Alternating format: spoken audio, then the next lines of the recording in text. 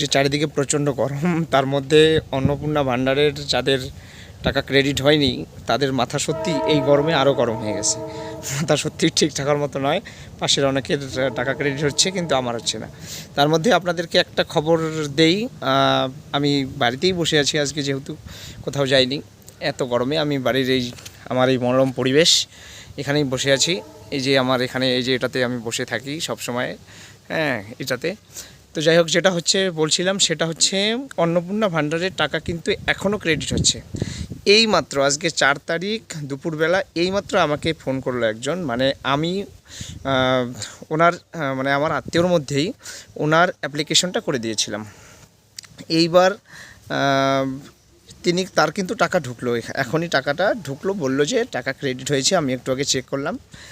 এবার সেখানে যে সমস্ত অনেকে বলছিলেন যে 3টা পাকা বাড়ি দেখিয়েছিল বা কেউ সার্ভিস দেখিয়েছিল তার জন্য পাইনি, এখানে বলে রাখি যে এগুলো কিন্তু আমার এই রকম ক্রাইটেরিয়ারও ফোন আসছে যে যারা বলছে টাকা পেয়েছি তারা কিন্তু তাদের হয়তো কেউ চাকরি করে বা যাদের বাড়িতে 3টার বেশি পাকা বাড়ি আছে, ঠিক আছে, তারা কিন্তু পেয়েছে।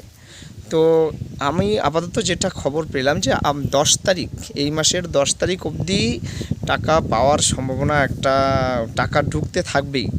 আর যাদের আগের মাসে টাকা ঢুকেছিল এখনও ঢোকেনি, ওইটা একটু বেশি ওই পরিমাণটা অনেকটা বেশি, মানে তাদের টাকাটা ঢুকেনি, তাদের টাকাটাও ঢুকবে। মানে আর লট নাম্বার হয় কিছু এরকম, এই লটের টাকা ঢুকেছে এরকম কিছু লটের টাকা ছাড়া হয়নি এখনও, মানে আস্তে আস্তে ছাড়ছে। তাই আশা করি আপনারা অধৈর্য না হয়ে বেশি প্যানিক হবেন না, অনেক করবেন না। আপনারা একটু ধৈর্য ধরুন এবং সবাই আশা করি অন্নপূর্ণার টাকা পেয়ে যাবেন ধীরে ধীরে। তারপর না হলে তো আপডেট দিতেই থাকবো।